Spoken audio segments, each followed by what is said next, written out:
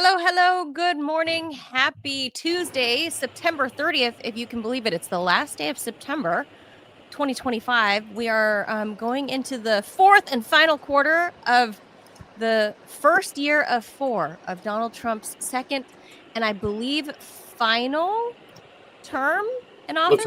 Let's hope so. Not sure. I'm not really sure. I'm Manila Chan. That over there is Ted Rall. You are tuned into the Ted Manila Information Show, TMI show for short, because obviously we bring you way too much information. We're live Monday through Friday, 10 a.m. Eastern time. So please be sure to hit the like, the follow, the subscribe, and the share button so you can help our little show continue to grow. On today's show, so there's this whole government shutdown thing that's looming, Ted. After the stroke of midnight. Meanwhile, Donald Trump is playing commander-in-chief at this big Pete Hegseth, what it turns out to be is a big flex and pep rally for anti-DEI military that's happening right now. But the government is due to shut down, like within 14 hours, basically. It will. So yeah, I think it will. I think that's what's going to happen tonight. Also, I'm going to leave this as a question mark. Gaza Peace Deal? It's question mark. I don't believe that's a thing. But we'll go over Trump's 20-point plan for a Gaza peace deal, where Ted, it seems like, according to his truthing on Truth Social, he has appointed himself the not commander in chief, like the arbiter of the future of Gaza. He's like the Gaza chief if this deal happens. So that'll be interesting. And then our main topic, kissing cousins in the UK. Believe it or not, right? I believe kissing so. cousins, and that's what makes it all right. The Saints from Australia, punk bands from the late 70s, do an amazing cover of that song. No. Let's not support that, like the National Health Service over in the UK. I'm vehemently opposed to this, as is Robbie, believe it or not, our in-house Southerner. Despite what people say about people of the South, Robbie is against that. And we'll explain why the UK is doing this. As like I said, our military brass is doing like this anti-DEI thing happening right now at Quantico. Meanwhile, the National Health Service in the UK is doing this super, like, gotta be sensitive, pro, DEI, sensitive to all these other cultures, including making it okay to marry and procreate with your first cousin. This is a true story. We'll get into that. And last but not least, if there's time, if ever there was a question that Kash Patel is a derp, this one is it. Maybe he is the offspring of kissing cousins. That's possible. It's possible. I mean, have you seen the look in his eyes sometimes? He can always become a stand-up comedian if this whole FBI thing doesn't work out. He really does have that look. He's got those eyes like that. Yeah, he really has, like, it's hard to explain, but he really does have, like, there's something going on here in the eyes where he seems, there's a shtick going on there almost. Are you really like this? Are you really a lawyer? Were you really a DOJ lawyer for like 15 years? Like, is that possible? Were you DEI? Did you get that job from and now you're FBI? I don't know. Well, political appointments are just a form of DEI, right? Yeah, for sure. I mean, hello, we have Ambassador Kim Guilfoyle to Greece. For example. What? Kim Guilfoyle is an expert in Greek culture? Well, she may have eaten at a Greek diner at some point. That's true. Yeah. I do love Greek salads. Mm-hmm. That can make me a Greek cultural expert, much like Kim Guilfoyle. But we'll explain why Kash Patel is guaranteed. He's a derp. Yeah, he's a derp. He's the mega derp. He He's is the derpiest derp of all derps. and Ted, today in history, and I do mean, oh, I lost Ted. Today in history, I don't know where Ted went. Ted, Ted, why are you laughing? There's Ted. I banished him. It's because of that. It's because that stupid Apple. He's got that Apple Magic Mouse, and Yeah, I it's don't like know. literally, if you just move it like too quick, it like slides your screen. I've even tried to change my settings so it won't do that, but it won't let me. You know, Ted, you can't just get just a regular mouse like this, and that will What does solve your mouse all look those like, Ted? problems. It's like this. It's a Magic Mouse. It flat. has a little, Oh, that. yeah, it's Oh, an I see. inferior overpriced piece of technology that deserves to be taken out and shot. It's very Robbie is aesthetic. correct. Well, it's not Yes. the mouse that's the issue. It's the iOS that's the issue. Well, it's Because- because you're on a Real- it's no, because you're on a The Mac. function of Yeah. the mouse. It's also like flat and pretty, and there's no like division between left and right. Like where I you- also, you but I will have a- say, I hate do you wire. have a thing? a no, scrolly no, thing? because it's a Mac. You don't have that. Yeah. Mm-mm. Oh, so it's like a So- touchpad, like you roll the. Yeah, so this is a little Logitech mouse, little Logitech Yeah. gaming mouse. It will work for other things besides gaming, Ted. And Oh, I'm so aware. I strongly Mine's a little recommend that you get Logitech one. too. It solves that problem. So you guys are both PC people. Yep. Yeah. See, for Well, me, I'm it's legacy because when I started out as buying my first computers, I was only Photoshop didn't run on PC. So if you were a cartoonist, you kind of had to have a Mac, and they only added PC later. And by then, I was like, it's trapped in the Mac ecosystem. Oh, yeah. Well, well, no, then I get why, and it's really For pretty. graphic artists, are all on Mac because at least older ones because of that. You don't need Yeah. to be now, but I get that. Well, I'm a gamer, so unless I'm going to stream Solitaire or maybe Minesweeper, I got to have a PC because, well, frankly, Macs they you suck need, at that. yeah, you get more. Yeah, there's more power per dollar in a PC. Huh. Sure. Yeah, A lot for more. sure. For that. Okay. Well, since both of you are on, and we're talking about computers anyway. What's happening today? Literally today in history, we're marking computer history right now as we speak. AOL is ending its dial-up service today after more than 35 years. The decision announced last month marks the end of a service once synonymous with accessing the internet. You remember the sound? Well, Peter over on Rumble, Ted, says that the Democrats, they're hacking the feed because they really don't like you. So it's the I know they don't Democrats like me. who are trying just to banish That's you. probably true too.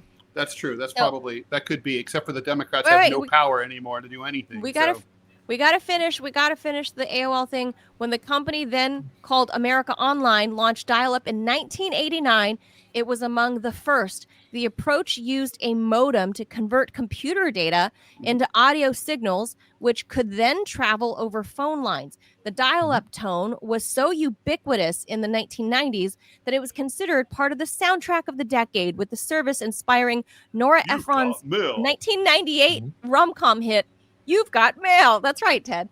At its height in 1999, AOL boasted over 18 million subscribers with a market cap of $222 billion. Mind you, this was 1999. Broadband internet overtook dial-up in the mid-2000s, thousands of times faster than the service's 56 kilobits per second speed. Still, roughly 163,000 Americans relied on AOL in 2023. The company today in offers remote areas. email, media, and data services. So, Yeah, Ted, it's is a this going to be like the payphone? Like you were complaining how, Yeah. like in rural areas, like No, this is going to be a real problem for people in remote places. They're literally going to lose internet access entirely. wow. So it's not a good thing. I think the government should probably take over that service and just. So there's Iridium is a satellite. I don't know if they're still around, but it's a satellite phone company. And for a long time, this it was very unprofitable, and it was going to go out of business. The CIA bought it because they needed their agents in the field needed satellite phones. So they were like, we can't have this service go down.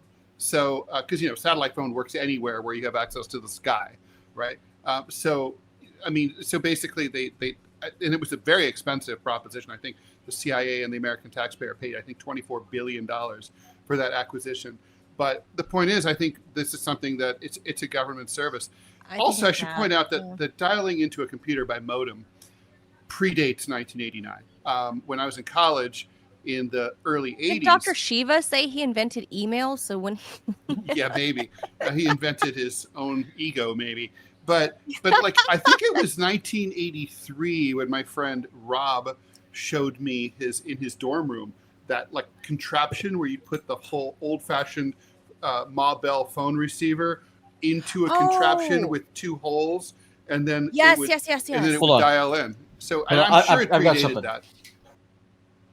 So. Oh yes. Okay. Well, this marks the end of an era. 35 years of this particular service.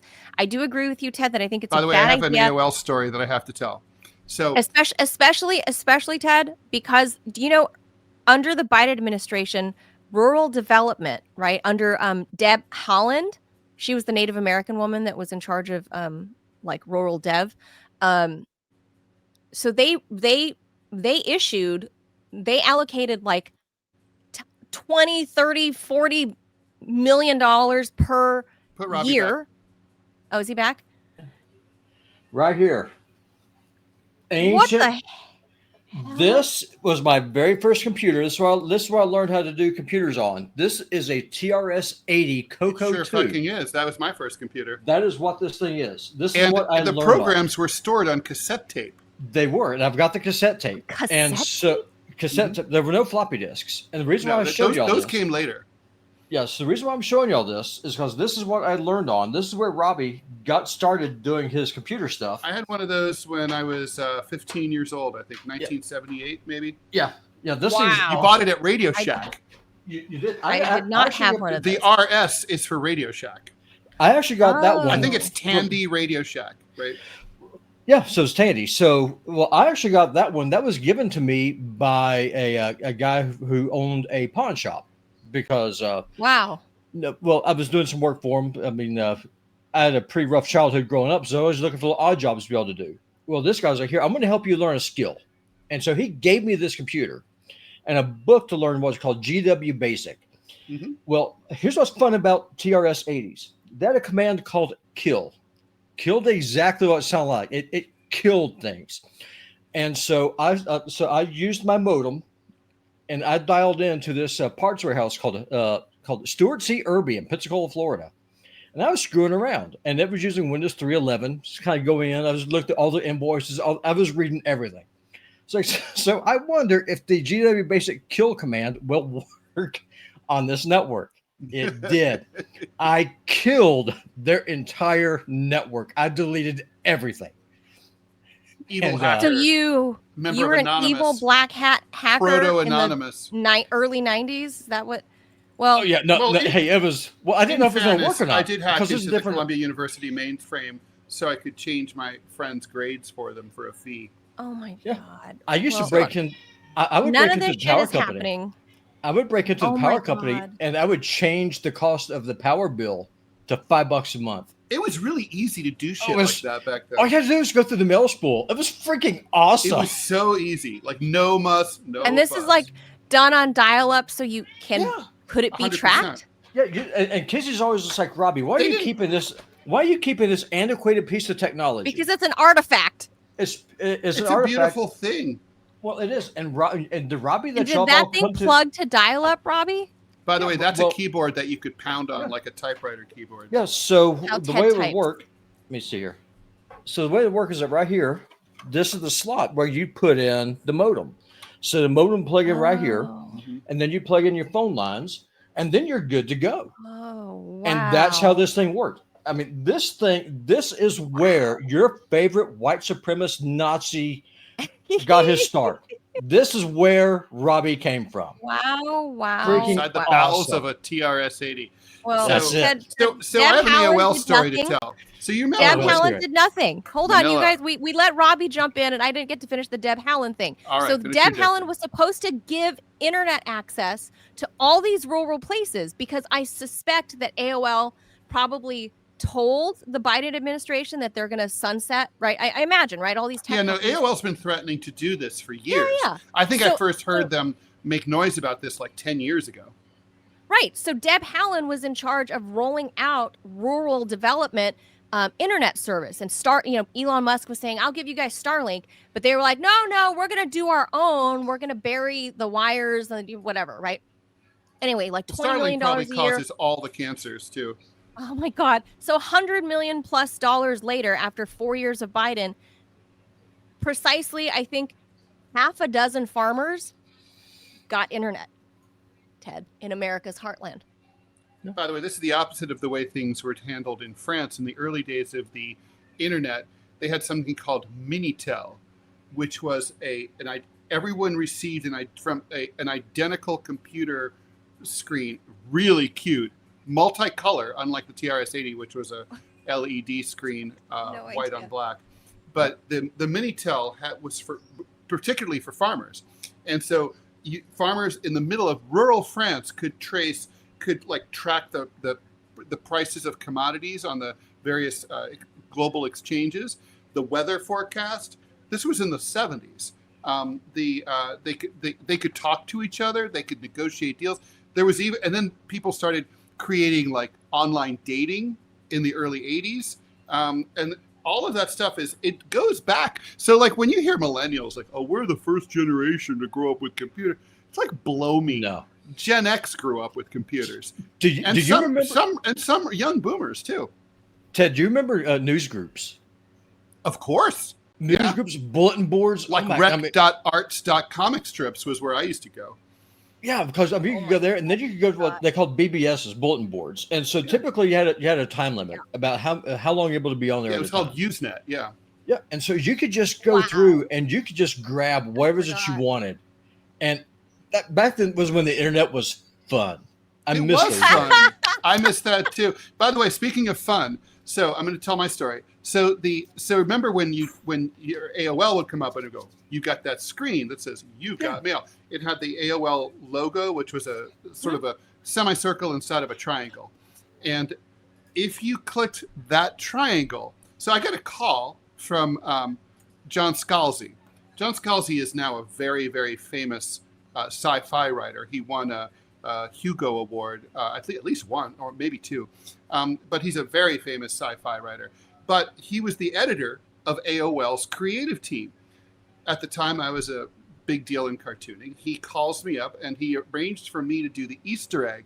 So if you accidentally clicked on the AOL logo, that big triangle, you'd get a cartoon by Ted Rall. Or if it was like a different day of the week, you might get like a cartoon by Gary Larson or whatever, just for AOL. And you'd only find it. It was an Easter egg. It was an accident. They said that they found a lot of people clicked the logo accidentally, and they wanted to give them a little reward. I mean, come on, think how fun that is, right? I mean, like no company would do that now. The other reason that AOL took off, remember they ate CompuServe's lunch because CompuServe had like your email address was like a long string of numbers at CompuServe. Right. And like no one, like how could you remember anyone's email address? You couldn't, right? Yeah. Oh, now I've got a story because y'all remember ABC's Good Morning. We don't care about make it fast. Make it fast. We don't care about no. But the show's off the rails. We're doing this totally. They were talking about on Joan London. I remember this. Getting ready, just watching TV in the morning, and they had this internet expert come on about AOL and the dangers of online pornography.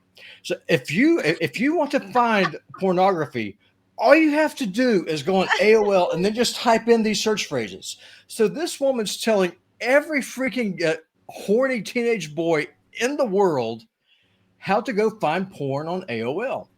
And that's when I first realized that mainstream media is retarded, because if you're concerned about online pornography and minors getting a hold of it, probably the one thing you don't want to do on live television on ABC's Good Morning America with Joan London is go through and give step-by-step directions on how to find pornography online.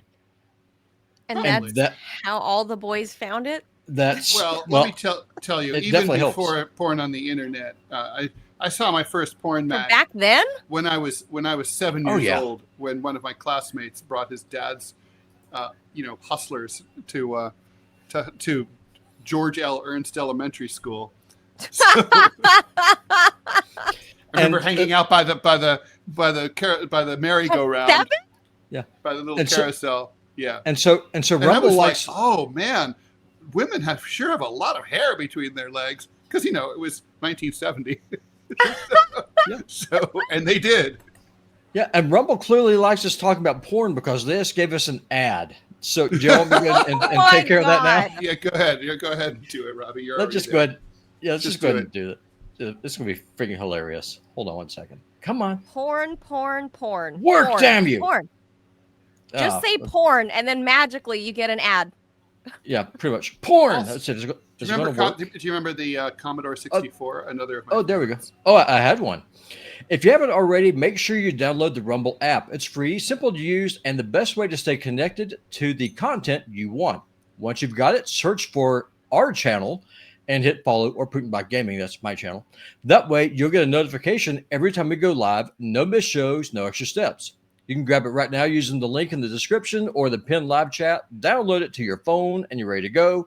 And if you prefer watching on the big screen, Rumble is available on all major streaming devices and smart TVs. Just search for Rumble, follow the channel, and be part of the action. Sorry, you'll not find porn on Rumble. Oh, another computer story. So I used to work for the city of Kettering, Ohio, traffic engineering department. And so traffic engineers basically are the reason that your light turns green at a certain time. And it's they're supposed to be synchronized so that as you drive down the street, the light turns green, it's just at the right time. But you also have to account for the counter cross streets and give the pedestrians enough time to cross the street and all that, right? Anyway, I worked on a Honeywell 77 computer that was the size of basically like a Lincoln, Navigator. It was massive, and it took punch cards. So you programmed it. So you would start with blank punch cards. You'd program it in this machine that looked like an old-fashioned telex machine with these big, thick, round keys. And then it would punch the holes in the card. Then you had to keep all the cards in order because God help you if you dropped them, you'd have to go and put them all back in order again. Each stack of cards was a program. You wrapped up them in rubber bands. And then whenever you wanted to load it, this thing, it ran on reel-to-reel, it stored stuff on reel-to-reel magnetic tape, like if you think about Watergate, that kind of thing. And then you'd feed it through a sorter, and it would go. It was really mechanical and very loud, and it was a great machine, man. I remember the glow of that green LED screen like it was yesterday. I mean, Ted, did you ever used to play with black boxes with the D slams on the side of the road when you were a kid? No. What? I did not. Okay, so okay. I did. We gotta get going on stories. I did it in college, though. I rewired the entire campus phone system so that if you called university information, you'd get the president's office. Oh, I did better than that. So what you could do is that the way the D slams work, they all worked off an electrical pulse. And so what a D slam is, back in the day, those little rectangular things that just stuck up on the side of the road, those are called D slams. That's where all the phone lines would be wired through. Well, what you could do is that you could build this black box and you use 4 D cell batteries, and you plug this thing in. And then what you do is that you turn it on, and then you send a reverse pulse. And so what it does, it makes every phone ring at the exact same time that's on that D slam. I blew it up. Like I took out like 3 city blocks worth of phone lines doing that with the black box back in the day. It was so much fun. It's hard to believe that. I know you hear. God, I missed the 90s. Anything like that. No, it sucks. They do other things now. They're all spearfishers now. Well, you can also listen. It's inelegant. Sorry, you're just fooling people. No, for sure. Well, you can also listen to people's phone calls. So what you could do is use what's called a blue box, plug it in. You'd have a phone line, and just plug it into the lines, and then you actually hear people's conversations. The internet, things are so much more fun back then than they are now. It sucks. Okay. true. Well, okay. With that, and enough of these throwback computer stories. Today is marking the end of Hey, the you started it. AOL era You because started it. it's news. It's news. Well, they still have. They The still AOL offer era. their regular email service. Well, they have their service, yes, but the actual dial-up that launched them into becoming like this icon of the 90s Mm-hmm. that sunsets today. And So and, that's and it. and the best part, I learned all this stuff from the Pensacola Public Library by checking out books that telephone technicians would use to test phone lines. All that stuff was available back then, just in books. It was so amazing. I miss those All right. days. Okay. With that, let's get to all the stories. Robbie banished back to producer land until we get to kissing cousins, because I don't know. Robbie's from the south. He has cousins, some and that's thoughts. what makes it all right. All right. All right.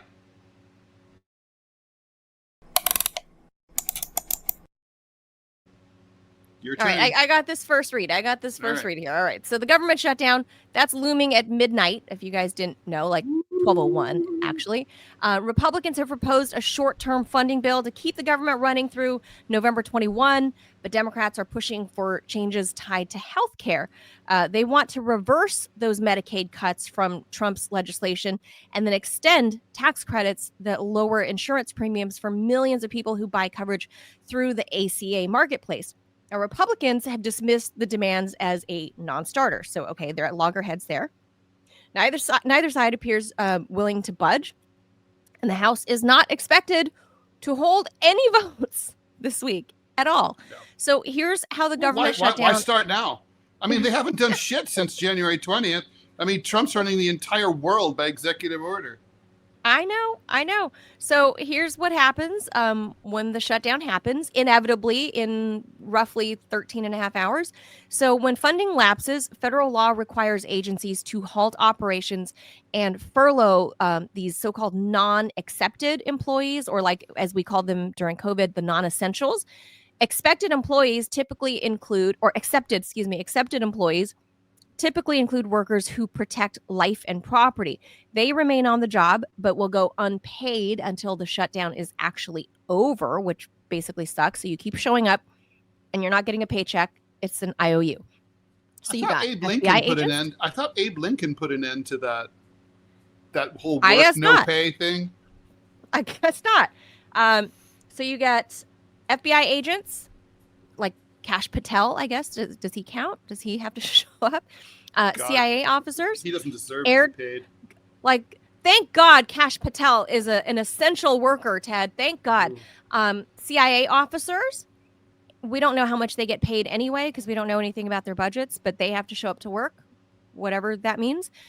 Air traffic controllers, airport security personnel, they all continue to work during shutdowns. So do members of the armed forces. Programs funded through mandatory spending generally continue during a shutdown. Social security checks still get sent out. Seniors with Medicare can still visit doctors. They can submit claims. They can receive reimbursements. Veterans health care continues. The VA, their medical centers, all the outpatient stuff, that remains open. All the benefits are still processed. Those are still delivered. Burials will continue at all the national cemeteries. The U.S. Postal Service, not affected by a government shutdown. It operates independently and is funded through the sale of products and services, not direct tax dollars. That's interesting. And then they say in a provocative move, the White House Office of Management and Budget has threatened mass firings of federal employees if a shutdown occurs. OMB memos said programs left unfunded by Trump's spending package would be the ones hardest hit. So I've heard that this was actually that Trump was hoping for this to happen because of some of the jobs that they couldn't slash with Doge, that this was a means for them to go about and do that, because if it's what do they call it? How do they frame this up here? Things that the budgets aren't already appropriated for, then he could just be like, okay, well, you won't be appropriated for the next 4 years either. So we're just going to go ahead and nullify your job. So there's going to be a chance of mass government layoffs during the shutdown that Doge, for whatever reason, couldn't put their fingers on. So I think it's going to happen, Ted. This can look really bad. People, federal workers here in DC, there are so many of them, and I know many of them, who 6, 7, 8 months later are just like us, laid off and still unable to find work. And they're not, in the creative fields like we are. They're like, they have other skills that other businesses might be able to employ, but somehow the job market is that bad. So it can be a really hard Christmas, Ted. We're coming into the fourth quarter. It's going to be a bad Christmas in Washington, D.C. After a bad Doge summer, too. So, Manila, I want to be clear here that what's going on here is that, as usual, Democrats don't know how to message. So the thing is that right now, I'm one of the tens of millions of Americans who are on Obamacare, the Affordable Care Act. And I just received my notice a couple weeks ago that this is the time of the year when you're supposed to renew and choose your plan for the following year. I received my notice. I had to do it. I think I had until, if I'm not mistaken, the deadline is October 15th. So the Republicans are saying, listen, we can resolve the cuts that the Medicaid cuts and the Obamacare subsidy cuts issue later in November, the next time the 6-week continuing resolution comes up. The CR, yeah. But the Democrats are failing to explain this very clearly. They can't wait, because if they wait 6 weeks, they'll blow through the October 15th deadline, and tens of millions of Americans will lose their health insurance for the entirety of next year. So Democrats will be held responsible at the ballot box for that. And so even though they're going to take heat for shutting down the government from the Republicans and from the media, the fact is they would take even more heat. They're in a no-win situation if they allowed they go down without a fight trying to save health insurance for basically the only major legislative achievement that they've had in 30 years, right? So Obamacare. So they have to do it. This is existential for them. They really don't have a choice. They can't not fight. So they're fighting. And so the government's going to shut down. It's going to stay shut down for a while. And the Republicans, I don't even think part of negotiating is understanding, you know what you want.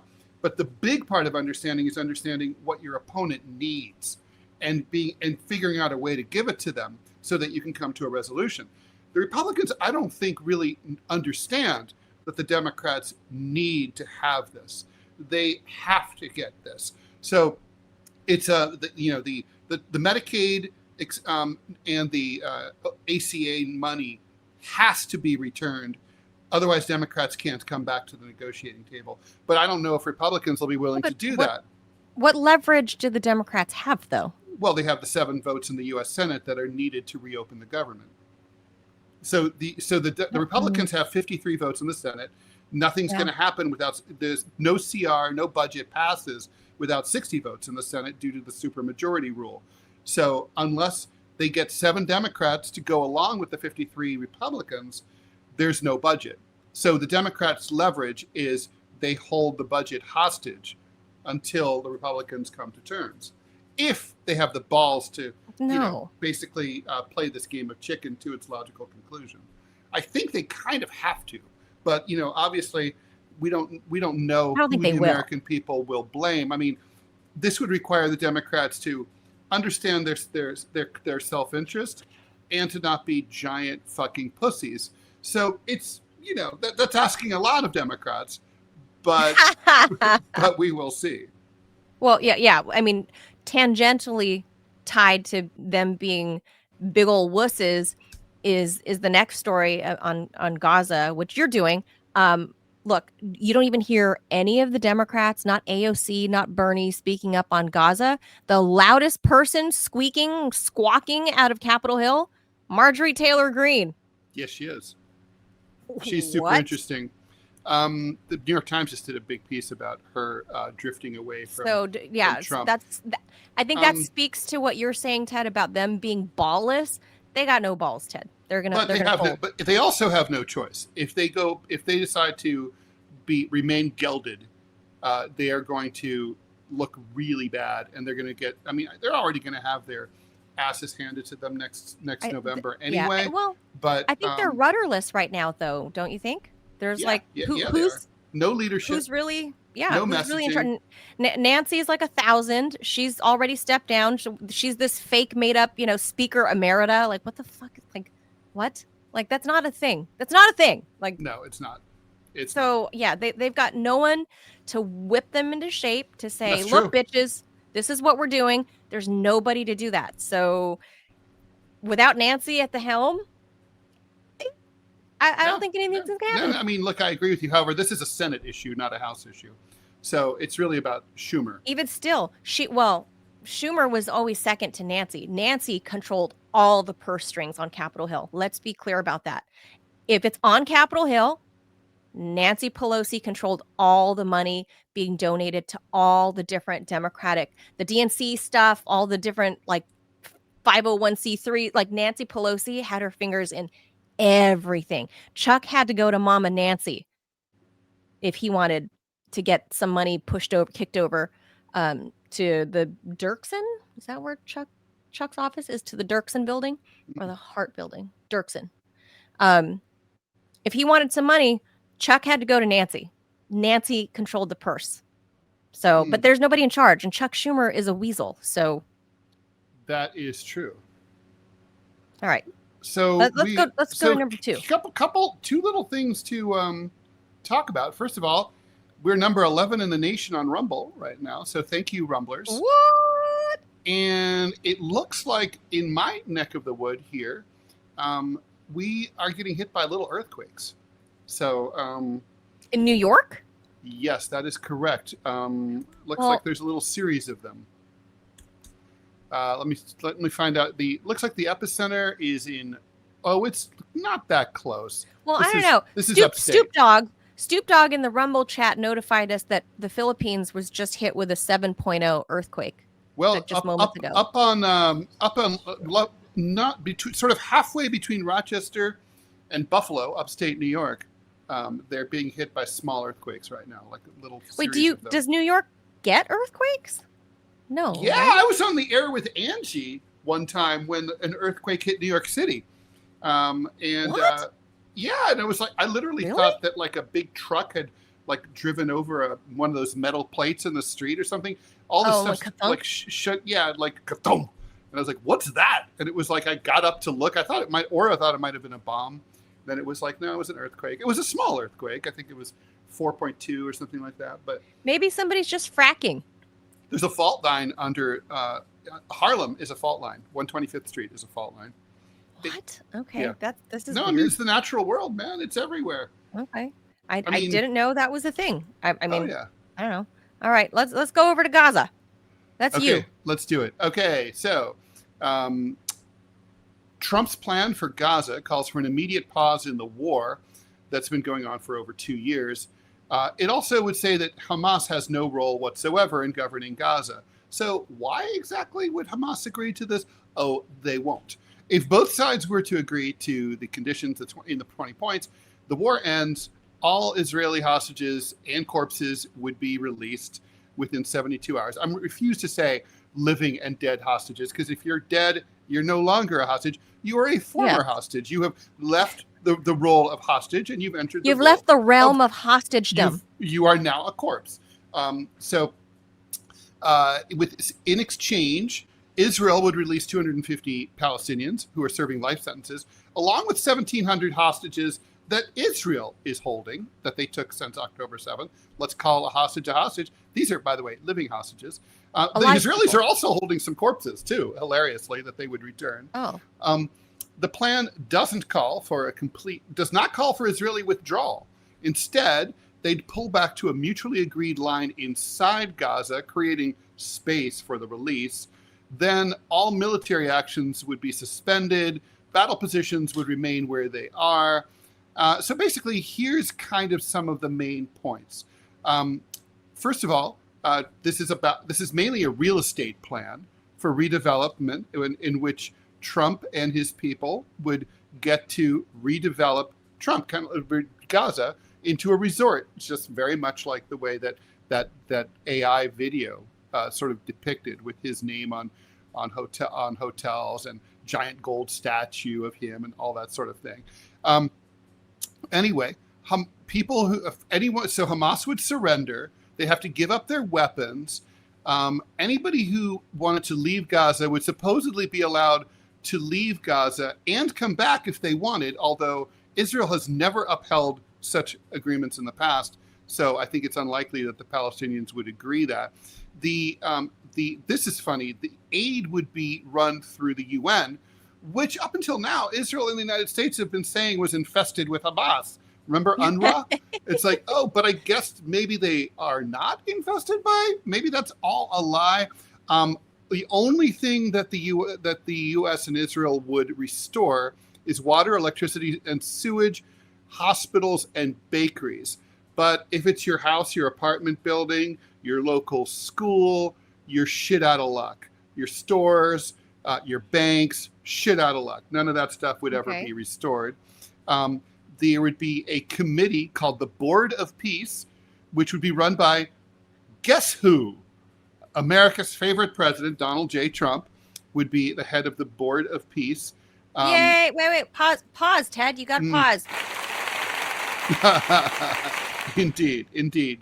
And so anyway, then there would be there would be no one would be expelled. The Israelis would not annex it. However, they make no promises whatsoever not to annex the West Bank, even more than they already have. Basically, it's a take it or leave it proposal. The Palestinians had no input whatsoever. Were not consulted in any way, shape, or form.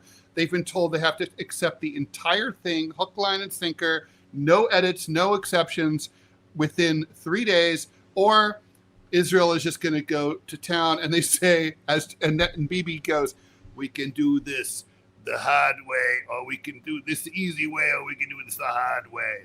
So there's that line again. That mafia. It's not a mafia. It's not a mob shakedown at all, Ted. No, not at all. So I mean, look, this is a very thinly disguised surrender treaty request. Now, here's the thing that's so funny to me. So the U.S. and Israel are asking Hamas to come out of their foxholes and surrender unconditionally, and then take it way up the ass, bend over, no lube, and they're going to get some corpses back and some live bodies back. But basically, there will be nothing like a real Palestinian state. They'll be demilitarized. The Israelis will continue to occupy it. So, Manila, here's what I don't get. Israel has lost this war. They're going to be destroyed. They're heading toward political and economic collapse within 5 years. I mean, Israel will be lucky if they even exist in 5 years. They're asking the side they lost to surrender. This is very much like when the Ukrainians asked the Russians to surrender. The Russians won. and like, okay, yes, you have flattened Gaza. Yes, you've killed 300,000 Gazans. Yes, you've caused untold misery in the West Bank. That's all true, but it's a Pyrrhic victory. You have lost, and you're literally, your only ally left now is like maybe Burundi and the U.S. and that's it. And you won't have the U.S. Pardon? I saw at the UN, Guinea. Their delegation was sitting right below the Israeli delegation, and Guinea was like, "Yay!" Right. So Guinea. So yeah, the sacks of shekels arrived in the Guinean capital, right? But that's it. That is literally it. So I mean, it's hilarious. I mean, basically, they're just going to say, "Well, we gave them a chance.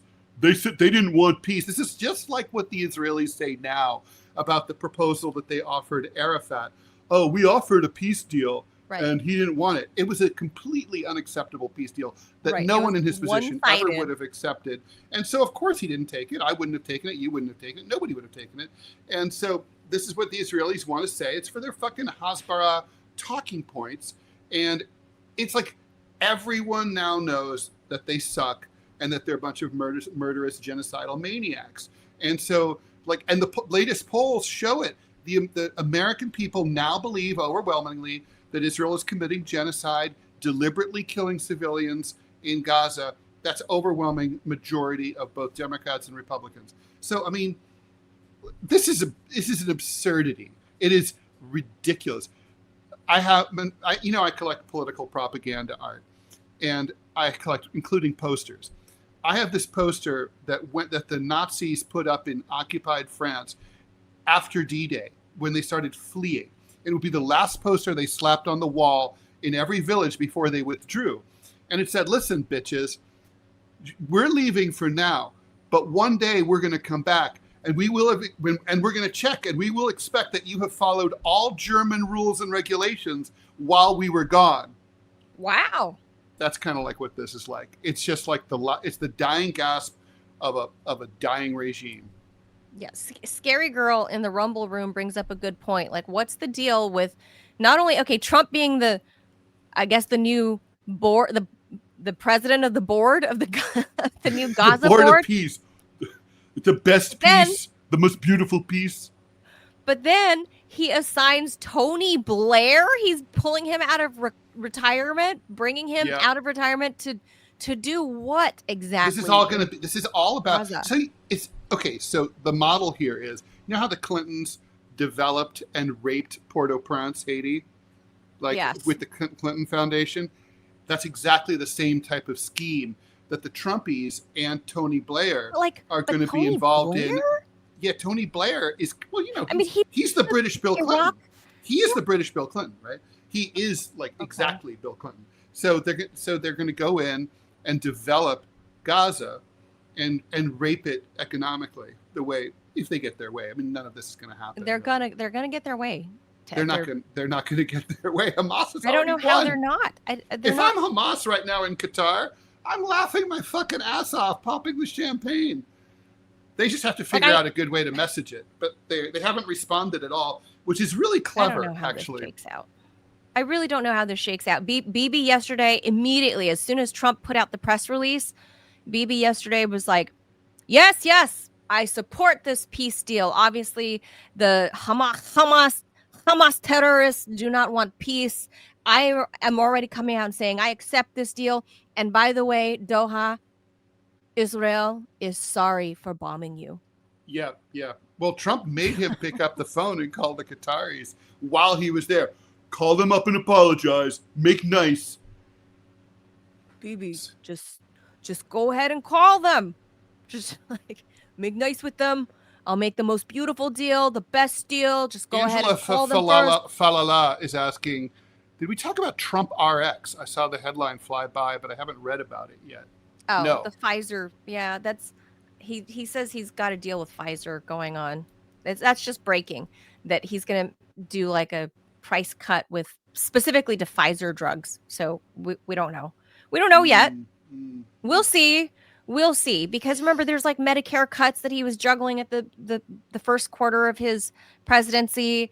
He was saying there's going to be these Medicaid cuts and Medicare cuts, and now he's saying we're doing that's a all Pfizer. In the big, beautiful bill. Yeah, so I don't know what this Pfizer deal is going to look like. So maybe we'll look into it for tomorrow. But today, that's the Gaza thing is hilarious. The 20-point plan. You guys can go look that up. And speaking of the Brits, Tony Blair, that leads us to our main topic, which is weird and fucking gross. Ted, I'm going to leave this for you because Ted has his own cousin stories. I don't know if he's going to. Yes, which I may or may not share. I do not have any cousin story. I have a huge family. I do have cousin stories. All right, here we go. You have a small, family, Ted. You have a small family, right? I have really. Well, there's only two cousins who I had other cousins that you know. I didn't know them, but I had two cousins that I knew, both French. And yeah, so your mom's and they're both very. I mean, one's older, one's younger, and I definitely had the hots for the younger one, even though she was dumb as a stone. But she was so cute, but dumb. The other one's smart, but kind of severe.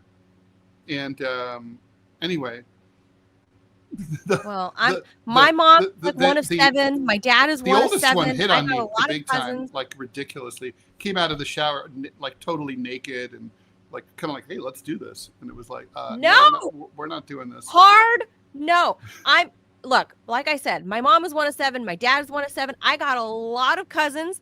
They're some are in my dad's side of the family. Some are in Australia. They got that great Aussie accent. Any cuties? I got a mix of boys and girls. My dad is one of seven. My mom is one of seven. They're all here in the States, but my dad's family. Then I got some. My dad's family is like in Australia. I don't need this. I don't need the census. I can't. No, any cuties? They're in the. No, my point to saying this is they're in the UK and they're in France, so they have great accents. But I cannot. Well, it's not the size of your accent; it's how you use it. No, but I cannot look at any of my cousins, first cousins, second cousins, and it's automatically not attractive. Like, how? I cannot look at them and be like. Perfect comment from Mr. Ali. Azerbaijan banned cousin marriage. The national marriage rate fell by 50%.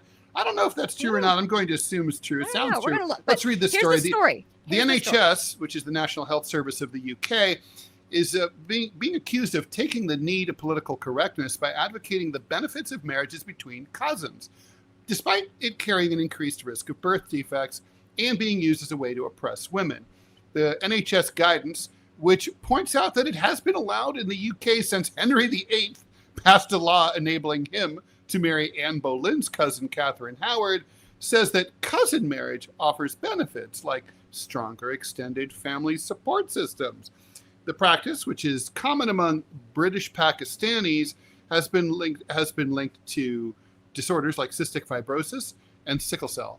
Figures show that up to 20% of the kids treated for congenital problems in cities like Sheffield, Glasgow, and Birmingham are now I have another punk rock reference, Sex Pistols. She was a girl from Birmingham. She just had an abortion. Are of Pakistani descent, compared with 4% or lower in the wider population. And treating those problems costs the NHS billions of pounds. The guidance, released by NHS England's Genomics Education Programme, argues that although first cousin marriage is linked to an increased likelihood of a child having a genetic condition or a congenital anomaly, there are many other factors that also increase this chance. So it's like whataboutism, like parental age, smoking, alcohol, assisted reproductive technologies, none of which are banned.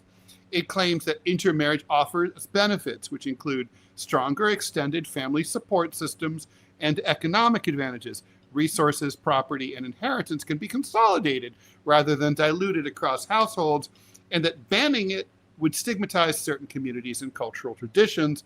The authorities should instead offer genetic counseling, awareness raising, and public health campaigns. It also says that although kids of first cousins have an increased chance of being born, retarded, that increase is a small one. In the general population, a child's chance of being born with a genetic condition is about 2 to 3%. This goes up to 4 to 6% of children of first cousins. Therefore, most children of first cousins are healthy. By the way, that's kind of amazing, right? So you can always spin that, right? So if the risk goes from 2 to 3 to 4 to 6, well, that tells me the risk has doubled.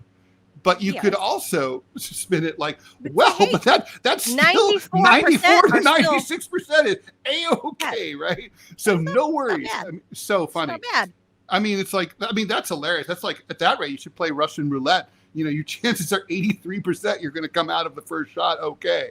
Anyway, responding to the guidance, Tory MP Richard Holden said that the Conservatives will legislate to ban marriage between first cousins on the grounds that it destroys integration, women's rights, and the health of those involved. A poll found earlier this year found that 3/4 of Britons want such a ban. Only 9% think things should remain the way they are. The NHS guidance also argues that marriage between first cousins, known as consanguineous, marriage, has been practiced for centuries across many cultures. So has slavery. It states that UK laws allowing first cousin marriage dates back to the reign of Henry. What? Consanguineous. I don't think that's right. I think it's because sanguine is the root here, right? So sanguineous, consanguineous. That's what it is. That's what it is. Having broken with Rome, there's that how to pronounce website we could check, but who has time? Anyway, having broken with Rome in order to marry Anne Boleyn, Henry passed a new law that allowed him to marry her cousin. And that didn't cause any problems at all, except for a schism inside the creation and the fact that the entire, all of the Catholics of Great Britain were excommunicated from their religion. That was fine. No big deal. No problem. No, do not marry your cousins. I don't care what the NHS says. Do not bang your cousins. Do not procreate with your cousins. What if your cousin's cute, though? Then it's okay. Wait a minute. Okay, wait. Let me separate the two. No, you can totally bang your cousin if you are either over 40, in which case you can't have kids, or you're okay. Or you're using birth control. Okay, so let me separate this. Let me separate the two. Two cousins celebrate your 40th or 45th birthdays. It's on. Let me separate the two. Gross. If you want to bang your cousin at any age. All right. Fine. Gross. If you're of legal consenting age in whatever state, country, whatever you're from, gross. But that's on you. Do not procreate. That's what I'm saying. The only real argument against it is the retard factor, and you eliminate that if you get snipped or if you're old. When I lived in Dubai. Peter Ives says use protection when you bang your cousin. And if I ever bang my cousin, I will use protection. I will not bang my cousin, however, because the one is dumb and she doesn't deserve sex, and the other one's mean. So none of this ever occurred to me. None of this ever occurred to me until I lived in Dubai. And Sheikh Mohammed obviously has multiple wives. His main wife, who has now abandoned him and is going through a messy divorce, she's run off to England. She's like the Princess of Jordan, right? The beautiful wife, his show wife that he trots around. He has a couple kids with her, but they're all in London right now. So that's the show wife. That's what's called. We called the show wife. His second wife, which is his main baby mama wife, is the one that produced him children that will, like, for example, Prince Feza. We call Feza because that's his nickname, his poet name. He's the crown prince. He's going to inherit Dubai once Sheikh Mohammed dies. And the girls used to think he was so dreamy, right? Like, that's one, he's the crown prince. So, of course, every girl is going to find a crown prince of any country dreamy. But part of what made him actually very handsome some 20 years ago, roughly, when I lived there, was that he didn't have any genetic malfunctions going on in the womb. Okay. Because the third wife, I don't know how many wives total Sheikh Mohammed has, but wife number 3 was apparently his first cousin. And she popped out probably 6, 7, 8 babies or something like that. And 5 out of 8 of them were like cross-eyed with unibrows and teeth mangled in every direction and drooling. So they were not. So they all look like members of Trump's cabinet. So they were not going to be the crown prince. They were not going to inherit Dubai. So Sheikh Feza, Prince Feza, will, because he is not the child of first cousins. So that was the first time I actually saw it in real time happening in front of me. Because you hear about it in America, right? You hear about it like, oh, people in Appalachia marrying their cousins. They're toothless Southerners. So, like, you hear about it. But here I am in glamorous Dubai. Glamorous Dubai, jewel of the desert, in a royal family. And obviously, I know historically that the British royals have shocking that Arabs would indulge in lascivious, strange, and depraved practices. Never heard of. I have more stories about the other extended princes and oh my God! But so this is Sheikh Mohammed. So I saw it for the first time. The result of cousin fucking and procreating. He was like a one-man study. Yes, I saw like, okay, here's his beautiful family with the Princess of Jordan. beautiful family. Okay. His second wife that produced the crown prince. Okay, good, decent looking boys. Sheikh Feza, especially good looking. And the girl swooned. Okay, get it. Then you go to the third wife that bears all the fruit, right? She has like dozens of babies. And the majority of them were all like, just drooling. Just, oh. And I went, oh, those are princes. Those are royal people. Okay. Yep. Yeah. Well, yeah. Look at the British royal family if you want to see some. Well, I know. Or the Rothschilds, because when they got started, Andrew Rothschild, what he did is that in order to keep all the family's fortune in the family, he actually advocated for the cousins to marry each other, and that's still what they do today. That's how they built the family fortune. I mean, look it up. And a lot of the English and a lot of the European royal families, they all married each other's cousins all the time, right? Yeah. Well, Kaiser Wilhelm wasn't he the grandson, or I think he's the grandson of the Queen of England at the time, if I remember right. Something like that is correct. Yeah. I mean, it was just that was normal. Oh yeah, no, for sure. Just one thing is, I want to kind of point out here. People always make jokes, about Southerners and inbreeding and stuff, and how the family tree doesn't fork; it just goes straight up, and it just has a good old yeehaw and good old time about that. But then on the flip side, though, you just start importing millions of people from Central Africa that have a functional IQ of about 74. They're functionally retarded. And if you point out that's because you're screwing your cousin, then you're called racist, you're called bigot, and all this other stuff. Well, a lot of these are the Pakistani, so not North Africans. Well, I said Central Asians. Oh, I heard Africa. I heard African. Well, maybe I'm stupid. Yeah. But there you go. But it's that retardation we're talking about. It is. Well, Sub-Saharan Africa has the same problem. Central right? Asians, Central Asians. Yeah, but the point I'm trying to make is that if you point out, where if by the way, part of the problem with Central Asia, Robbie, as you probably know, is that a lot of these communities in like the desert, like in northern Turkmenistan and in the mountains in Kyrgyzstan and Tajikistan, are very remote, and these villages are often cut off from the rest of the world. So they even have a culture of, it's a big part of their culture. Like if a stranger comes into town, ideally a foreigner, they're like, hey, so listen, you think my wife's cute?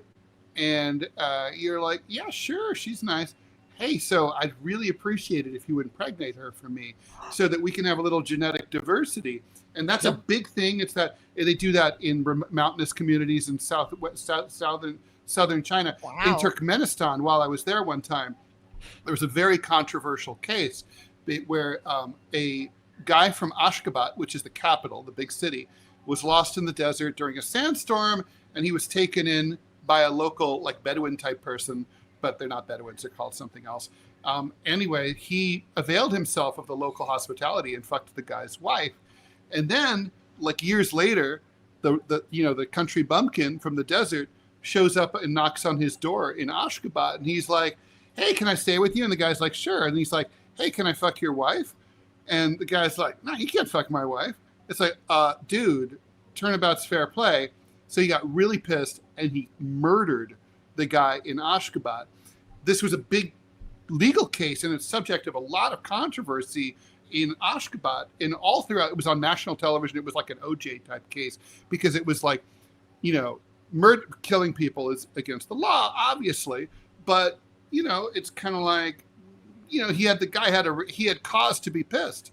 So the court ended up giving him a slap on the wrist, like 6 months in prison. Yeah. I mean, I guess the point that I'm trying to make is, if you're going to open up your borders and if you're going to import millions of people, maybe it's a good idea to import people from East Asia that have a high IQ population that actually know what toilet paper is, who don't screw their cousins. We're not importing Central Asians. It's not like the country is lousy with Kyrgyz. The British did. I mean, there's a reason why London's called Londonistan. I mean, let's be honest here. No. because of No. Pakistan. Well, that's South Asian. It's South Asian. It's the That's same. what they're called. South It's the Asian. same. They're not It's the the same same thing. people. Ethnically, they're not. Ethnically, they're not the same. I understand that. But I'm just talking about, if you're going to import these people, and the reason why I'm saying Central Asian is because Pakistan is north and west of the Those Himalaya that's Mountains. South Asia. Okay, well, then South Asians then. South Asia. We'll just They're keep it in the South South then. I will bow to your political correctness. Thank The you. point that I'm Yes, trying to so make our, is our geographical connection. whatever. Yes. The point that I'm trying to Well, make is look. Here's an easy way to if remember you're it, going Robbie. South Asians uh-huh. mealtime consists of using fingers. East Asians, we use chopsticks. Well, again, that's another Easy reason way why to think of it. That's another reason why you want to import East Asians. They understand the concept of dinnerware. On the other hand, if you import Pakistanis and then they interbreed with, people who are already here, then you'll have genetic diversity, right? That'll actually increase the genetic diversity, including of the people who are here now. But that's also why you have Pakistani rape gangs going around grooming little British girls that the British government then covers up. So the way that you fix this problem is mass deportations. Deport every last damned one of them. Send them back.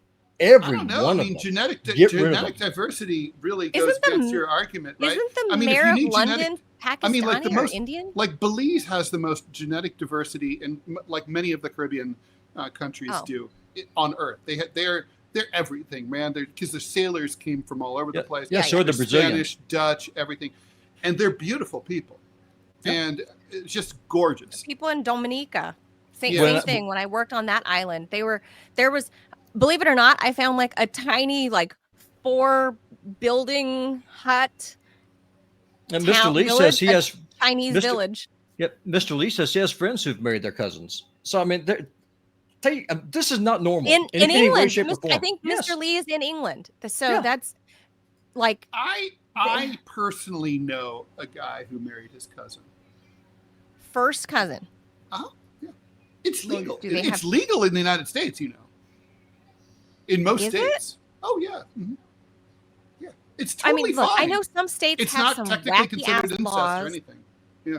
Oh my It's god! okay. Like, there's no problems with it at all. No, the straighter the family tree is, the better it is for everybody. Okay. Think of the boards that you're able to make. I'm going to tell everybody to look this up. I don't know how I accidentally stumbled across this a couple of weeks ago, which is funny now that the news is breaking about the And in all UK seriousness, NHS. I'm French. Look, You you love cut where me you can off, find Ed. it. It's a hard Cut me word. off. Yeah, Hold sorry. on. Sorry. So what I stumbled across, is apparently America's most inbred family called the Whitakers in West Virginia. Oh, shocking. And so I was, Boy, you I gotta don't know burn 'em how now. so I had to look. Yeah. And oh my God, Ted, this is like apparently 200, 300 years of family inbreeding, supposedly. The Whitakers. And Yeah, there's an episode of the X-Files that's based on them. Where you've everyone's heard of them? inbred. Yeah. Mhm. So this whole family is like inbred, and they have a lot of offspring from multi-generational inbreeding. Yeah, I'm looking at And them one now. of the they're boys, Ray monsters.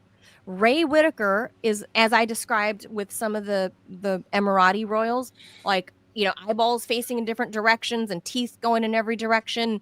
He can't even speak. He kind of makes sounds like a little yippy dog to communicate. He seems to understand what people are saying to him, but he literally makes sounds like like he sounds like a yippy dog. Like He's going to be, after RFK Jr. leaves, he'll be the new HHS. I mean, the moral of the story is that inbreeding is bad. Don't do it. Well, that's true. I mean, seriously, just don't do it. And if you're But Robbie, seriously, open borders are a solution to inbreeding. if you want to import a mass amount of retarded people into your country that you will then become can de-retarded as soon as they interbreed. well, no, as long as you marry out of your familial bonds. Like, yes, Yeah. like if you, Okay. for example, Hold on. We'll have a government ministry that pairs them off. Okay. There's well, a book I read like 20 years ago called Breeding Between the Lines by Alon Ziv, a genetics professor at UCLA. And his thesis is basically that the more multiracial you are, the more genetically healthy you are. Yeah, well, And that's obviously which is true. for example, Tiger Woods, for example. He's black and Asian, right? His parents couldn't be more genetically different, and which is why and mind you, this is from 20 years ago. He was at the height of his game, right? He's physically a physical specimen to behold, right? He's tall, he's well built, he has high intelligence, and he's obviously like, I don't know if he's the winningest golfer, and but horny as shit. Apparently, yes. So all of that is what you want genetically, right? Like you want someone that can procreate and wants to procreate, and you have these amazing genes to pull from. So Professor Ziv talks about all of this, about how marrying outward is the best way for humanity to survive. Well, then the way that you do this then is colonization. The British and the French had it right. So what you do is that you go to these countries that are by definition shitholes because of all the inbreeding. Then what you do is that you then spread your seed where they are, because those countries are the ones that need the genetic diversity. It was against the rules for the Brits to do that. Oh, really? They weren't allowed to partake in the local delicacies. They rape them and sneak around, but they weren't supposed to. Okay. Well, please don't tell that to my forefathers who came over in the 1600s, because they did that with the Indians that were living here. But the point that I'm trying to make that's different. That's totally different. Well, the people who came here. The 13 colonies were a British colony. I'm sorry, the French lost. The French, y'all got your butts kicked. Deal with it. I know it's a sore subject, but it is what it is. But the point that I'm trying to make is that asking a society that has they lost to the Haitians. I'm not worried about you. But the point that I'm trying to make is importing hundreds of thousands or millions of people who are functionally retarded into a first world society is a surefire way to make sure that your society becomes a third world shithole. That is a fact of life. That's not what's happening. That's 100. Society's becoming a third world shithole. He's saying I'm talking about Britain.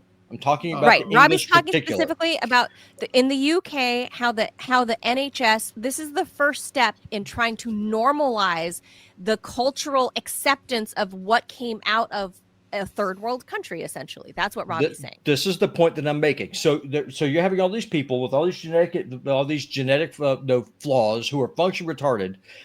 And then you're having to take care of them. You're having to educate them. And a lot of people can't educate because what's the word? They're retarded. So then they become wards of the British state. They get put on welfare.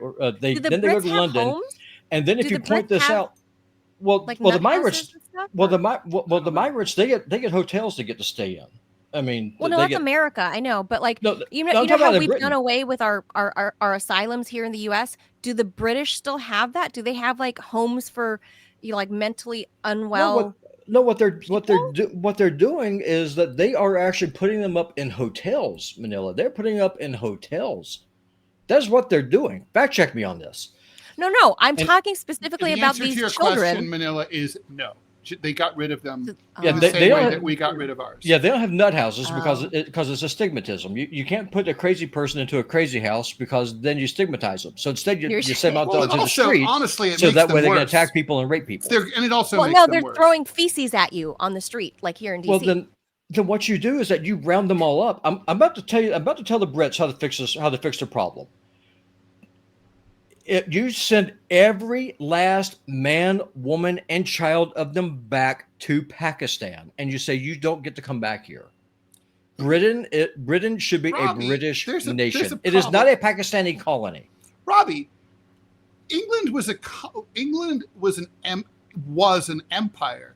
They at force of arms they conquered what is today Pakistan, which was the whole Raj. Indian, It was the Raj, and then after. So the point is that England can't go around, taking over half the world and then saying wash their hands of it and say fuck you.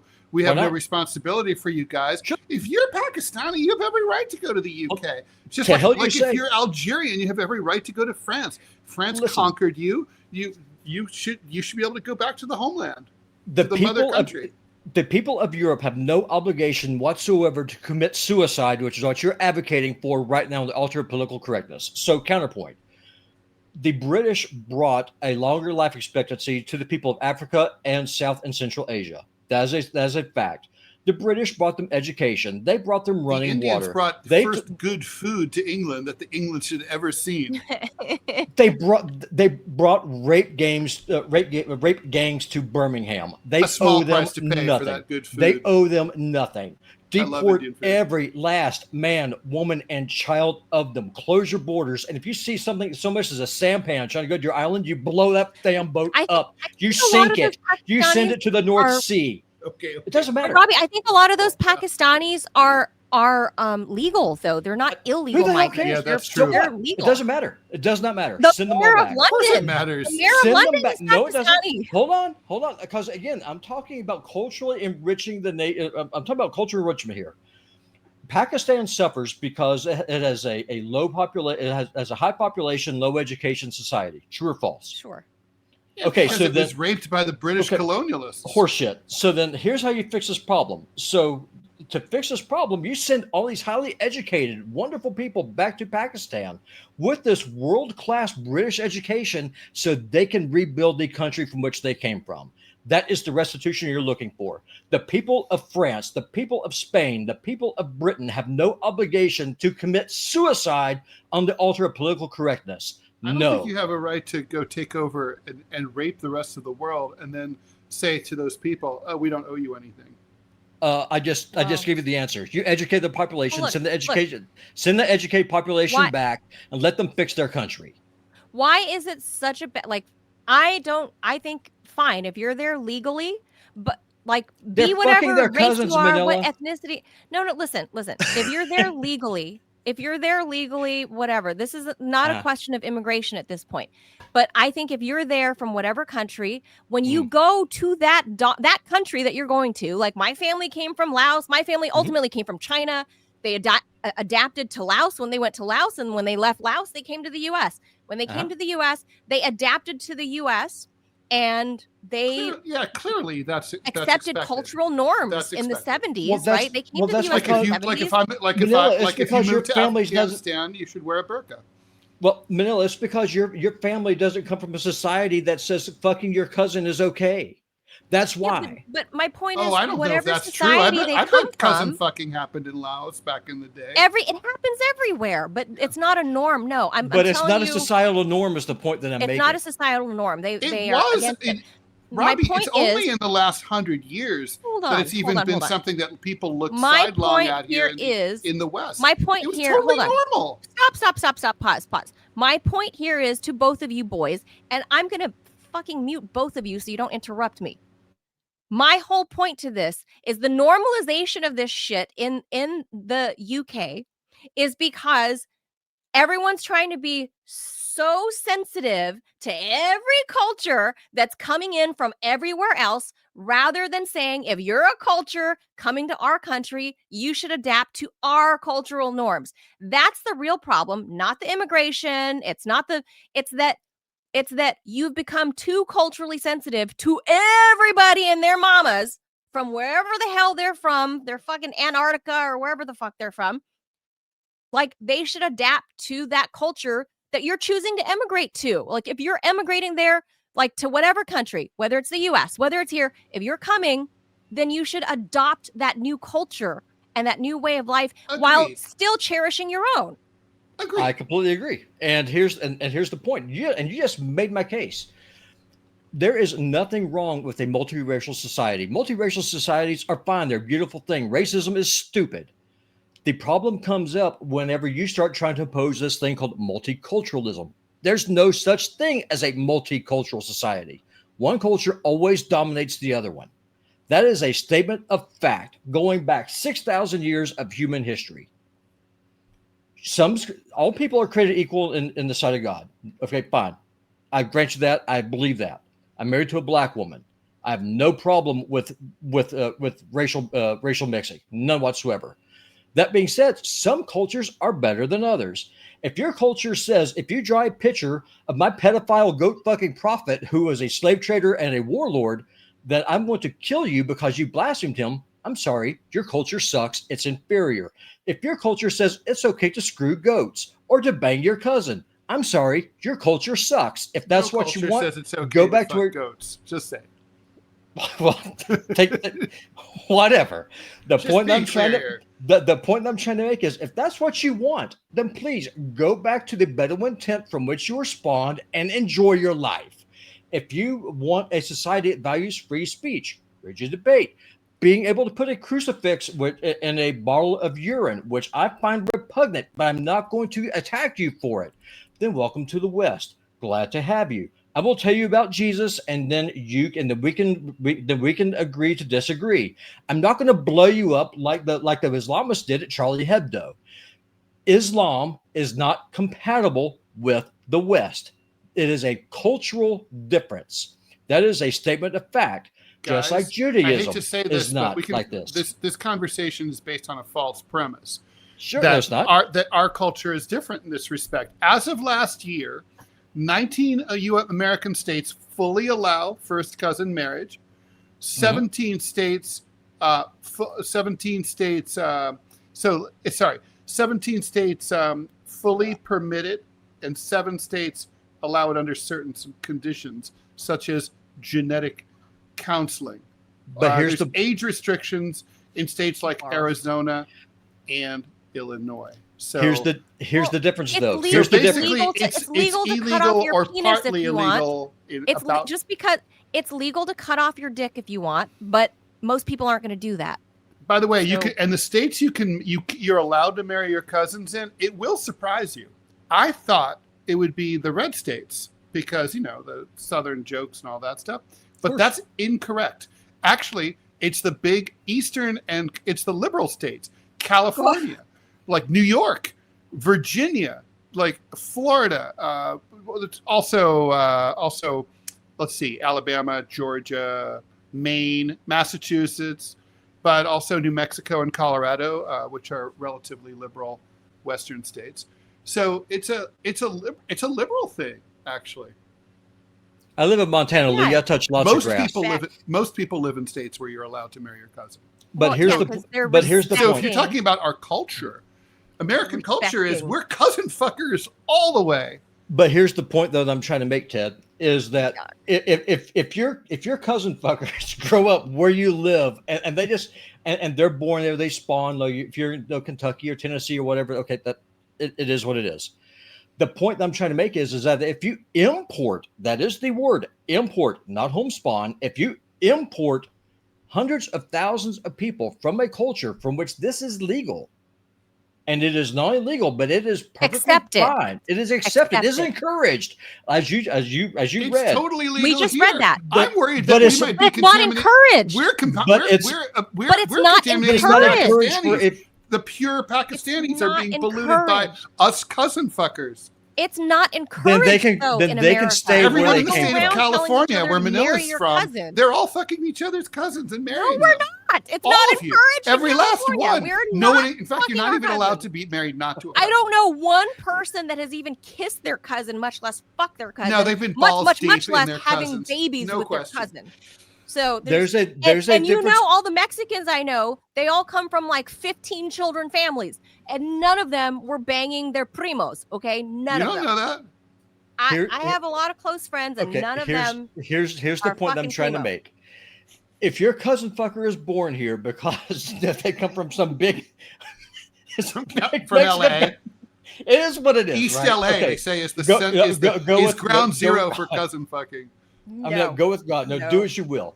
The point that I'm trying to make is that throwing open your borders with a welfare state where you're importing massive numbers of these people, with all the problems that brings, that's probably not a good idea financially and for social cohesion. That's all I'm saying. Look, they're trying to normalize this the way they're trying to normalize maps. You guys know what maps are? Your argument you know what maps are, Ted? What? Do you know what maps are? Maps? Do you know that? Attractive peoples. They're pedophiles. Yes. They're trying to normalize cousin fucking and having cousin babies the same way they're trying to normalize maps. It's normal That's not here. It's acceptable. legal in most of the Not country, acceptable. right? Okay, Ted, I'm going to speak really slowly so you understand. I know you're a communist, so I'm going to slow this And down. also, because you're allowed and to also my doesn't mean you parents were should. cousins. All right, so Gross. here's what I'm trying to. So I'll talk really slowly then. Mm-hmm. Importing a crap ton of people who Who share the same cousin exact fucking, values that we. then you probably should not do that if you have a welfare state, especially if that country, if the people they're coming from have an average IQ of 70. It's not a good idea. It's not a good look. If you got to have massive immigration, then maybe you should import people from Laos or Taiwan or China or Japan. No, people understand the concept of toilet paper, or who know what a shower is, or who won't kill you for drawing a political We're just cartoon. try to make you use chopsticks, Robbie. We're just going to Okay, try all to right. make you use This chopsticks. conversation needs Okay. to- Okay. Real needs- fast. we The need to last one. wrap it up. Speaking Wait, of we low don't have time for IQ. that. This is already a 90-minute show, Manila. Speaking of low IQ, this is just because it ties in. Oh my On a God. visit to New Zealand, the keep going. FBI director, Kash Patel, gave the country's police and spy bosses gifts of inoperable pistols that are illegal to possess under local gun laws and had to be destroyed. New Zealand law enforcement agencies talking to the Associated Press. The plastic 3D printed replica pistols formed part of display stands that Patel presented to at least 3 senior New Zealand security officials back in July. Patel, the most senior Trump administration official to visit the country so far, was in Wellington to open the FBI's first standalone field office in New Zealand. Pistols are tightly restricted weapons under the New Zealand law, and possessing one requires an additional permit beyond regular gun licenses. Law enforcement agencies didn't specify whether the officials who met with Patel held such permits, but they could have legally kept the gifts if they didn't. It wasn't clear what permissions Patel had sought to bring the weapons into the country. A spokesperson for Patel told the AP Tuesday that the FBI would not comment on this. And inoperable weapons are treated as though they're operable in New Zealand if modifications could be made to make them workable. The pistols were judged by gun regulators to be potentially operable and were later destroyed, according to the police commissioner. So I think it's safe to assume that Kash Patel is inbred. I mean, look at his eyes. Kash Patel is the product of inbreeding. Look at the guy. Seriously. Well, he is. He's definitely an imbecile. And New Zealand is famous for its gun control. Yeah. It's kind of like, if you don't know it, you should find it out. I mean, nobody told him. Like, dude, you can't bring guns to fucking New Zealand. You much less a ghost gun. So that's the perfect way to cap off. Like, is he inbred? Maybe. Yes. Don't know. Look at his Clearly not eyes. that smart. Look at the dude's eyes. He's like, I don't know what it is about his eyes, but something ain't right. Cousin fucking, Manila. Right. It's cousin fucking. That's what happened. Okay, look at your example about the Crown Prince of Dubai and his spawn. Cousin fucking. That's how you get that. I don't know. Let's be honest. I don't know. That is what this is. I don't know. Okay, Before we go, Robbie, do we have any last ad that we have to get to? I'm sure we do, because we've been talking about porn and cousin fucking and all kinds of things. I'm sure that Rumble has just loved this conversation. I know. I'm sure The algorithms love the words porn and sex and fucking, and like it just does. Like goat fucking, cousin fucking, it's all good. Okay, so here we go. Ready to level up your game? AIM Controllers is where custom meets unbeatable value, and right now it's the best deal of the year. We start with official Sony and Xbox controllers, fully compatible with console and PC. No functionality lost when you go wild with custom features, smart bumpers, paddles, grips, stick heights, custom buttons, and even design your own PS5 snap panels. And here's the part no one else is doing. Lifetime warranty on all modified parts. That's right, lifetime. What other company does that? Exactly. Normally, a fully loaded setup could cost you $400, but during a one-price promo, it's just $209 or 182 euros, no matter how many features you add. Use code RUMBLE at checkout and lock it in. There's your sign. Go to aimcontrollers.com and build the last controller you'll ever need. And I can guarantee you, Well, I can't guarantee you that they were not built by people who screw their cousins. So they will warn. I don't know that. I can't guarantee that. All I'm going to assume it's true, though. Okay, we'll just assume that's true. I don't know. But all right, so we're way over. I guess you guys are really passionate about fucking cousins one way or the other. It's part of America's basic culture. It's not part of the culture. It's just because it's allowed doesn't mean that it's Scott encouraged. Scott on YouTube says this is a ridiculous racist conversation. In New York City, is there Italian culture, Irish culture, Chinese? Are they making New York commit suicide? The answer is yes. There are specific cultures for specific people. The difference is that some groups assimilate and some groups don't. That's yes, true. culture's the thing. If you don't like it, that's not my problem. That's a you problem. That ain't a me problem. So yeah, I'm the product of an assimilated immigrant family from the 70s.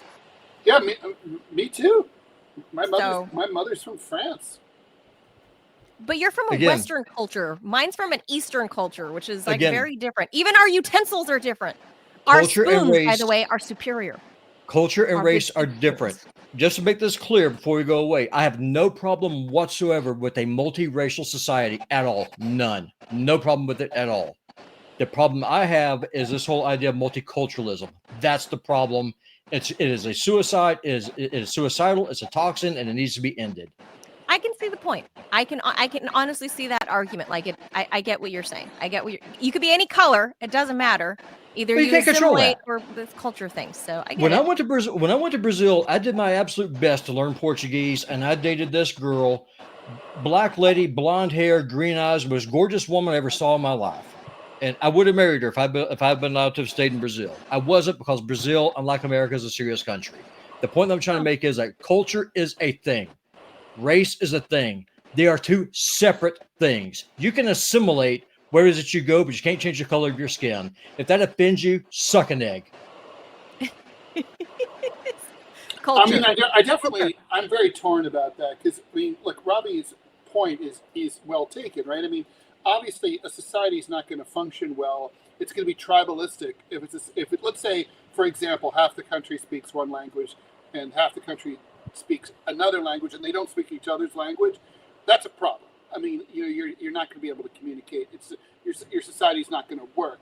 On the other hand, if you're like Afghanistan, where it's a tribalistic society, but everybody speaks 5 to 8 languages, they all speak each other's languages, right? I mean, if you're Afghan, you definitely speak, Dari and probably Uzbek and so on. So Pashto for sure. And so, like, then there's a richness. It's like a quilt. So, but I mean, I think what's sad is like the idea that, you can't really expect new immigrants to assimilate overnight. And the way this country generally works is the second generation always assimilates fully.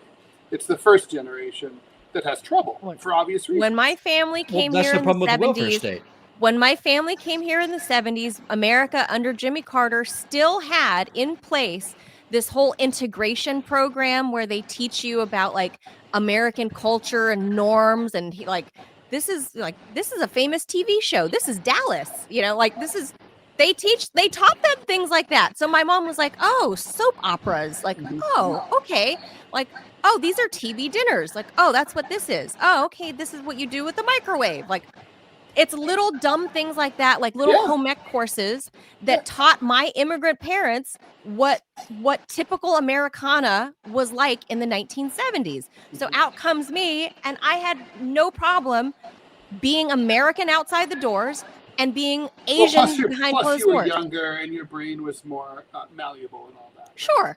Yeah. So, there's that. We don't have those programs anymore because now it's flipped on its head, and America is forced to accept every other culture and never embracing its own, whatever that may have been. Never embracing our own. I mean, we reject our own now. Like, what is Americana? Now we're like, we're everybody. We're everything. Okay, we're not English. It is a nation. We're not apple pie anymore. We're not these things that are like very foundational Americana, like just typical stereotype American, whatever my family was taught in the 1970s. They don't do that anymore because now everybody needs to yield to whatever you brought with you. Well, that's the problem with the welfare state, right? Because if you don't have a welfare state, if you want to survive in a country, and I know we're going way over, we're just screw it. We're just going to keep on going. In order to assimilate, in order to make a living, you have to at least learn the language and at least try to fit in to the greater culture. Which my family did. Well, that's why you're successful. That's the point. That's not a controversial or racist thing to say. At least it shouldn't be. If you go to live in another country, if you're not willing, learn French. if you're not willing to assimilate, like for example, if you're you can't move to. If you're not allowed to, they won't let you in France if you don't. But that's the point that. French, right? But that's the point I'm making, though. Like in England, they don't have England's not like that. Here in the United States, it's not like that, and that's why you're seeing all these divisions. That's why you're seeing the breakdown. And then with the welfare state, you don't have to assimilate. I do not understand why. I make no license application should be in a language other than English. Because how the fuck are you going to drive and read the signs if you can't fucking read English, right? You can't. And that's the point that I'm making. And I bet a Chinese driver's license application is only in Chinese. I'm sure of it. Oh, I'm sure there is. And the point that I'm trying to make is, and you call me racist or a bigot, I do not care what you call me. I do not care. The point that I'm trying to make is that if you're going to immigrate to another country, if you're not willing to assimilate, then leave. If you don't like the cultural norms of that country you've gone to, it is what it is.